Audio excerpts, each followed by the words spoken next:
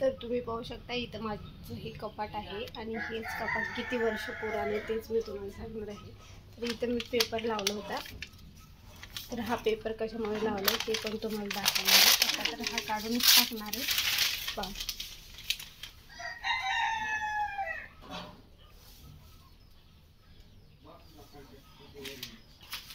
तर ह्या कपाटाची ही काच आहे ना, ही फुटली आहे म्हणजे, आणि म्हणून मी असं लावलं होतं।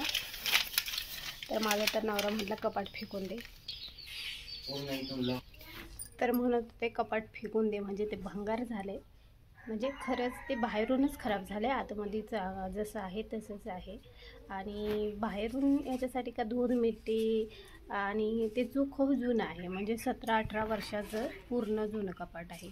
तर ते माझ्या लग्नाचं कपाट आहे, तर मी कसं काय बरं फेकून देणार त्याला। तर मी म्हटलं त्याला आपण आहे ना हे करू, जरा नवीन करू।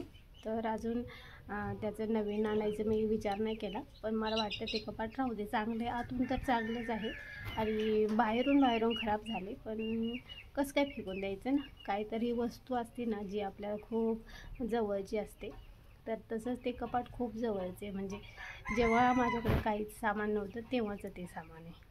तर ते एकच कपाट राहिले का 17-18 वर्षापूर्वीचं सुद्धा कपाट माझ्याकडे आहे, आणि मग ते मला फेकू वाटत नाही। आणि पाहू आता जेव्हा घरामध्ये फर्निचरचं कपाट होईल तेव्हा फेकू, तोपर्यंत तरी मी फेकणार नाही, कारण त्याचा मेकओव्हर केला जाऊ शकतो आणि ते चांगलंही दिसेल। तर माझा नवरा म्हणतो दे फेकून, ते खराब झाले, ते किती जुनं झाले, कशाला ठेवते। तर माझं मन असं असतं फेकू देऊ वाटत नाही मला, म्हणून ते मी सांभाळून ठेवले।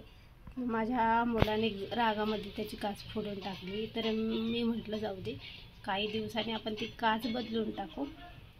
म्हणजे सध्या तरी आम्ही ती काच पण काढून टाकणार आहे, कारण काच ही घरामध्ये चांगली नसते, म्हणजे फुटलेली काच।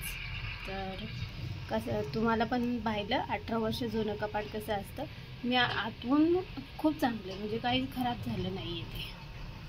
तर असं माझं कपाट आहे, आणि सध्या 10वीची परीक्षा चालू आहे। माझा मुलगा आहे 10वीला आहे, त्याचे 2 पेपर झालेत, आता उद्या 3रा पेपर आहे। पण पहा तरीसुद्धा माझा मुलगा अभ्यास करत नाही, किती डोकं आपटा त्याच्यासमोर। तो म्हणतो मला एवढं येतं आहे, जेवढ्यात मी पास होईल तेवढं। म्हणजे तुमची पोरं अशीच आहेत का? एवढं म्हणजे माझा मुलगा एवढा अभ्यासाचा लोडच नाही घेत, म्हणजे 10वी किती इम्पॉर्टंट असते। आईवडिलांना टेन्शन येतं, पण आत्ताच्या मुलांना टेन्शन नाही येत।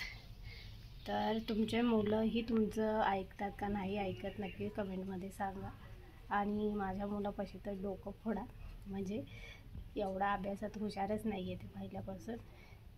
आता हुशार नाही आहे याच्या पाठीमागं पण कारणं आहेत, आणि काही मुलं खूप हुशार असतात पण काही नसतात, आणि त्याचं हुशार न होण्याचं ही का नाही हुशार, म्हणजे माझा नवरा म्हणतो तू त्याचा अभ्यास नाही घेतला पहिल्यापासून, त्याच्यामुळे तो हुशार नाही आहे, तो त्याला शिकवलं नाही आहे, आणि तो कधीही ट्यूशनला गेला नाही।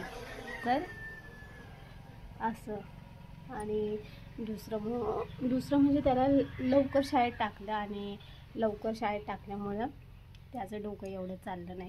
कारण मी खरं सांगते असेच मुलं पण असतात, मग तो दुसऱ्या याच्यात हुशार आहे। प्रत्येक मुलगा अभ्यासातच हुशार असेल असं नाही होत, आणि मग मी सोडून देते, त्याच्या मनाने त्याला ज्याच्यात करिअर करायचे तू करू शकतो।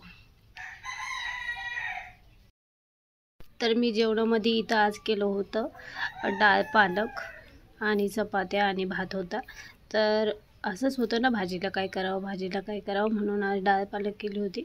तरी पण ही डाळ पालक आमच्या घरात सगळ्यांची तोंड वाकडी झाली होती डाळ पालक खायला, म्हणजे माझ्या बाबतीत असंच असतं, मी कोणती प्रकारची डाळ केली तरी घरच्यांना आवडत नाही।